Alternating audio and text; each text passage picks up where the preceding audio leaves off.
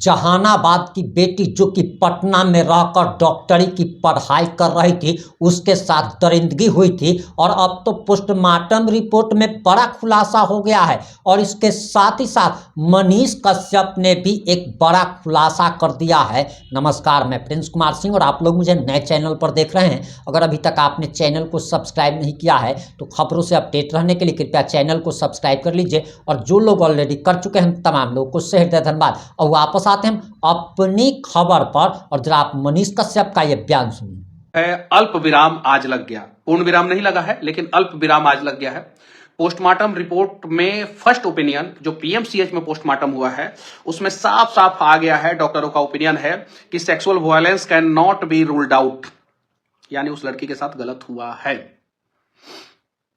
और कितने लोगों ने गलत किया है, कौन कौन इसमें संलिप्त थे, रेप है या गैंग रेप है, ये धीरे धीरे जो है सच्चाई सामने आएगी। लेकिन सोचिए, एक चीज आप लोगों से मैं बताना चाहता हूं, अगर सबने मिलकर आवाज नहीं उठाया रहता तो छपरा की लड़की याद है, अभी 15 दिन पहले वो मुद्दा दब गया। अगर सबने मिलकर जो है आवाज नहीं उठाया रहता तो गायत्री के भी पोस्टमार्टम रिपोर्ट के साथ जो है जबरदस्त तरीके से खिलवाड़ हो सकता था। बिना सोचे समझे जो है बहुत सारे लोगों ने जो है प्रेस कॉन्फ्रेंस करके जो है स्टेटमेंट दे दिया कि इस लड़की के साथ प्रथम दृष्टयान ये नहीं लगता है कि इसके साथ रेप हुआ है, जबकि सबको पता था कि इसके साथ गलत हुआ है, इस लड़की के साथ गलत हुआ है।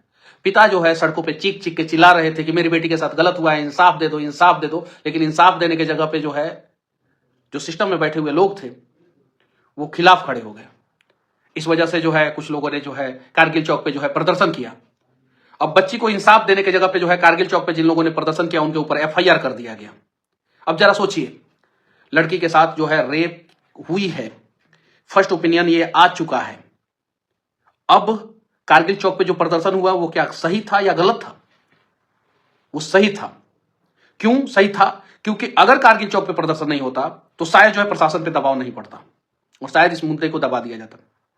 अब अगर बहन बेटियों को इंसाफ दिलाने के लिए कोई सड़कों पे उतरेगा तो क्या उसके ऊपर एफआईआर हो जाएगा? वो तो भगवान का लाख लाख शुक्र है कि मतलब कि कुछ ऐसे डॉक्टर हैं जो सिस्टम तंत्र के दबाव के आगे नहीं झुके और उन लोगों ने कहा कि गलत है तो हम रिपोर्ट में गलत लिखेंगे, गलत है तो रिपोर्ट में गलत लिखेंगे। और बहुत सारे लोग, बड़े बड़े मीडिया हाउसेस क्या चला रहे थे? देखा आपने क्या चला रहे थे? क्यों ऐसा करते हैं आप लोग? अगर यूपी में इस प्रकार का कांड हुआ रहता तो सब सारे मीडिया हाउसेस जो है वहां पे पहुंच जाता और सच्चाई क्या है क्या नहीं है बस लड़की की तरफ खड़े होकर जो है इंसाफ की गुहार लगाना शुरू कर देते। कुलदीप सेंगर केस में क्या हुआ? सच्चाई पता है क्या हुआ है? सच्चाई पता है। उसके बावजूद जो है कुलदीप सेंगर कहां है? जेल के अंदर है, सलाखों के अंदर है, जबकि सच्चाई कुछ और है। यहां पे तो लड़कियों का रेप हो जाता है और कुछ लोग जो है सिर्फ और सिर्फ वो स्टेटमेंट चलाते हैं जो प्रशासन के द्वारा जारी किया जाता है। रेप की घटना के कारण जो है इस देश में 10 से ज्यादा सरकारें जो है बदल गई है, 10 से ज्यादा सरकारें। और आखिरी एग्जाम्पल जो है वो आप यूपी में सरकार को देखे होंगे। मुजफ्फरनगर में एक लड़की के साथ छेड़छाड़ हुआ था, अखिलेश यादव ने जो है एक्शन नहीं लिया। 2017 में सरकार बदल गई उत्तर प्रदेश में। उसके पहले जो है आपने दिल्ली में देखा होगा 2013 में निर्भया कांड, दिल्ली की सरकार बदल गई। और उसके पहले जो है तमाम बहुत सारी सरकारें रेप की घटना की वजह से जो है मुख्यमंत्रियों को इस्तीफा देना पड़ा, उनकी सरकारें चली गई, बहुत सारे मंत्री को जो है अपने कुर्सी से हाथ धोना पड़ा। और इस वजह से जो है कहीं भी रेप होता है तो उस घटना को जो है प्रशासन वहां का, तंत्र वहां का, नेता वहां का, सरकार वहां का खूब दबाने का प्रयास करता है, खूब दबाने का प्रयास करता है। और इस वजह से जो है इस घटना को जो है जितना कोशिश किया गया दबाने का, लेकिन यह घटना इसलिए नहीं दब पाई कि हम लोग जो है मजबूती के साथ खड़े रहे, उस परिवार को इंसाफ दिलाने के लिए मजबूती के साथ खड़े रहे और प्रण कर लिए थे हम लोग कि नहीं, इस बार अब बस इस बच्ची के परिवार वालों को इंसाफ मिलना चाहिए, चाहे कुछ भी हो जाए, चाहे कितना भी दबाव क्यों ना आ जाए। ऐसा नहीं है कि मेरे ऊपर दबाव नहीं था, मेरे ऊपर भी दबाव था, लेकिन मैंने बोला कि नहीं, इस दबाव के आगे झुकना नहीं है। और हाँ, गलत हुआ है। और पटना में ऐसे अनेकों हॉस्टल में जो है इस प्रकार की गड़बड़ियां सामने आती हैं, लेकिन उसको दबा दिया जाता है। पटना में जितने भी गर्ल्स हॉस्टल चल रहे हैं पटना में, उसका जो है हर साल ऑडिट होना चाहिए, सरकार के द्वारा ऑडिट होना चाहिए। पटना के हर एक गर्ल्स हॉस्टल में जो है सीसीटीवी रिकॉर्डिंग रहना चाहिए। और गर्ल्स हॉस्टल में सीसीटीवी रिकॉर्डिंग जो है 1 ईयर तक का जो है सेव करके रखना जो है वो गर्ल्स हॉस्टल में नियम लगे, वो मालिक पे नियम लगे कि 1 साल का सीसीटीवी रिकॉर्डिंग का फाइल जो है आपको सेव करके रखना है। 1 महीने का नहीं, 15 दिन का नहीं, 10 दिन का नहीं, 5 दिन का नहीं, 1 साल तक। 1 महीना हो गया, पूरा ड्राइव भर गया, उसको जो है वहां से कॉपी कीजिए और जाके जो है हार्ड डिस्क में डाल के उसको सेव करके रखिए। और गर्ल्स हॉस्टल जो है जितना भी पटना में चल रहा है, बॉयज हॉस्टल में उतना प्रॉब्लम नहीं होता है, लेकिन गर्ल्स हॉस्टल जितना भी पटना में चल रहा है, उस सरकार के देखरेख में, सरकार की निगरानी में, मॉनिटरिंग में चलना चाहिए गर्ल्स हॉस्टल। क्योंकि ये तो सामने आ गया ना घटना। अब भरभली अगर बात किया जाए तो इस प्रकार की घटनाएं जो है बहुत होता है, बहुत होता है, बहुत मतलब बहुत सारी जगहों पे जो है माता पिता जो है चुप हो जाते हैं, उनकी बच्चियां चुप हो जाती हैं, हॉस्टल बदल देती है लड़कियां, अलग दूसरे हॉस्टल में चली जाती हैं, पटना छोड़ देती है, पढ़ना लिखना छोड़ देती है, गांव में चली जाती है, जीवन भर डिप्रेशन में चली जाती है। लेकिन क्या करें, वैसे लोग जो है सामने आने से डरते हैं, कतराते हैं, पीठ पीछे बोलते हैं, लेकिन सामने आने से कतराते हैं। तो उसको तो जो है ये तंत्र जो है उसको एविडेंस के रूप में मानेगा नहीं।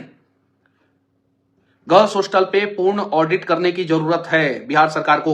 और ये सरकार की आलोचना नहीं कर रहा हूं मैं, सरकार को आईना भी नहीं दिखा रहा हूं, सरकार को सजेशन दे रहा हूं, और एक अच्छा सजेशन दे रहा हूं, विपक्ष के नाते नहीं, जनपक्ष के नाते जो है एक अच्छा सजेशन दे रहा हूं कि जल्द से जल्द जो है सरकार जो है एक कमेटी बैठाए, और जितने भी कोचिंग है, जितने भी गर्ल्स हॉस्टल है, जितना भी, उसके लिए जो है एक कमेटी बैठाई जाए। कमेटी जो है हर साल जो है नियमों को रिवाइज करे और अच्छे ढंग से जो है गर्ल्स हॉस्टल जो है पटना में संचालित किया जाए। इसके लिए जो है नियम बनाए, तमाम तरीके का नियम बनाए। पुलिस का जो है प्रेस विज्ञप्ति जो है आ चुका है, और इसमें लिखा गया है, चित्रगुप्त थाना को सूचना प्राप्त हुई कि शंभू गर्ल्स हॉस्टल में एक लड़की बेहोशी की हालत में मिली है। उन्हें इलाज के लिए तत्काल निजी अस्पताल ले जाया गया।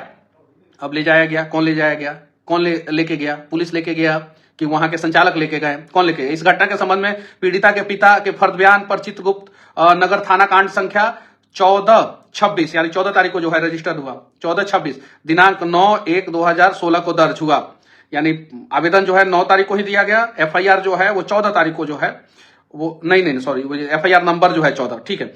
लड़की का स्वास्थ्य बिगड़ने पर उनके परिजनों के द्वारा उन्हें मेदांता अस्पताल ले जाया गया, जहां इलाज के क्रम में उनकी मृत्यु हो गई। अग्रेतर अनुसंधान में दिनांक 14/1/2026 को मृतिका का अनंत परीक्षण प्रतिवेदन प्राप्त हुआ, जिसमें चिकित्सक के द्वारा sexual violence can not be ruled out का मंतव्य समर्पित किया गया। मामले की गंभीरता को देखते हुए शंभू गर्ल्स हॉस्टल के बिल्डिंग के मालिक मनीष कुमार रंजन को गिरफ्तार कर माननीय न्यायालय में अग्रसारित किया गया। घटना में साक्ष्य के आधार पर अग्रेतर विधिवत कार्रवाई की जाएगी। अब सबसे बड़ी बात यह है कि जो शंभू गर्ल्स हॉस्टल है उसके वार्डन को नहीं पकड़ा गया है, शंभू गर्ल्स हॉस्टल के मालिक को नहीं पकड़ा गया है। शंभू गर्ल्स हॉस्टल जिस बिल्डिंग में चलता था, जिस बिल्डिंग के मालिक ने जो है शंभू गर्ल्स हॉस्टल वाले को जो है बिल्डिंग दिया था कि ये बिल्डिंग है मेरा, तुम जो है रखो और इसमें जो है हॉस्टल चलाओ, उसको पकड़ा गया है। अब क्या है क्या नहीं है सच्चाई, प्रशासन को जो है बताना चाहिए कि आखिर मनीष कुमार रंजन को गिरफ्तार क्यों किया गया है, ये किस प्रकार से संलिप्त है, और हॉस्टल संचालक जो है किस प्रकार से जो है इसमें संलिप्त नहीं है। हॉस्टल संचालक ने जो है क्यों जो है पीड़िता के परिवार वालों को जो है पैसे का लालच दिया, क्यों लालच दिया, ये सारे चीजों पे जो है कार्रवाई होना चाहिए। और आखिर जो है कौन किसे बचा रहा है, इन सब चीजों पे कार्रवाई होना चाहिए, और जो लोग भी दोषी हैं उनको सजा मिलनी चाहिए, ताकि अगली बार कोई माता पिता जो है पटना में अपनी बच्ची को पढ़ाई के लिए भेजे तो वो इस उम्मीद से भेजे कि मेरी बेटी जो है वहां पे सुरक्षित रहेगी। ऐसा ना हो कि बेटी जो है यहाँ पे असुरक्षित रहे। और मैं फिर से कहना चाहता हूँ, जितने भी गर्ल्स हॉस्टल हैं उन सभी को जो है अच्छे ढंग से ऑडिट करने की जरूरत है। जितने भी कोचिंग संस्थान है उनको ऑडिट करने की जरूरत है, नियम लगाने की जरूरत है। इसलिए कि मान लीजिए कि कोचिंग के गेट पे अगर सीसीटीवी रिकॉर्डिंग रहता है, कोचिंग के अंदर क्लासरूम के अंदर सीसीटीवी रिकॉर्डिंग होता है, कुछ घटना होता है तो बहुत सारी चीजें जो है दूध का दूध पानी का पानी हो जाता है। हॉस्टल में जो है सीसीटीवी रिकॉर्डिंग होना चाहिए। कहां तक सीसीटीवी रिकॉर्डिंग हो सकता है, अब गर्ल्स के कमरे में तो अंदर नहीं हो सकता है, लेकिन गर्ल्स का जो कमरा है, जिस गेट से जो है कोई भी लड़की इन करती है अपने कमरे में, तो उस गेट तक का जो है सीसीटीवी रिकॉर्डिंग होना चाहिए। पैसेज का जो है सीसीटीवी रिकॉर्डिंग होना चाहिए, लॉबी का सीसीटीवी रिकॉर्डिंग होना चाहिए। गर्ल्स हॉस्टल जो है कि चारों तरफ जो है सीसीटीवी रिकॉर्डिंग होना चाहिए। चारों तरफ मतलब चारों तरफ, ये चीज है। तो मैं बस इतना ही कहना चाहता हूं कि बहुत दबाव के बावजूद जो है पीएमसीएच के कुछ डॉक्टर जो है नहीं झुके और उन लोगों ने जो सच था वो पोस्टमार्टम रिपोर्ट में लिख दिया है। सेकंड ओपिनियन के लिए जो है ये रिपोर्ट जो है एम्स में गया है, वहां से भी जो है अब देखिए क्या आता है क्या नहीं आता है। अब ये तो जो 24 घंटे के अंदर पोस्टमार्टम रिपोर्ट आता है जिसमें मतलब कि बहुत डिटेल्स नहीं आता है लेकिन कुछ चीजें आता है। अब डिटेल्स पोस्टमार्टम रिपोर्ट जो है कुछ दिनों में आएगा, उसमें सारी चीजें पता चलेगा। और हाँ, प्रशासन वाले को यह बताना चाहिए कि आखिर इसमें कौन कौन से लोग संलिप्त हैं, कितने लोग संलिप्त हैं, रेप है या गैंग रेप है, और किस प्रकार से जो है इस बच्ची के परिजन को इंसाफ मिलेगा। बस मैं आप लोगों से विनती करना चाहता हूं कि अगर आप चाहते हैं कि आपकी बहन बेटी जो है बिहार में सुरक्षित रहे, इसके लिए सरकार दोषी नहीं है। क्लियर मैं कर देना चाहता हूं, सरकार कोई नहीं चाहता है कि हमारे शासन के दौरान जो है कहीं किसी लड़की के साथ रेप हो, कोई सरकार नहीं चाहता है, ये बात सही है।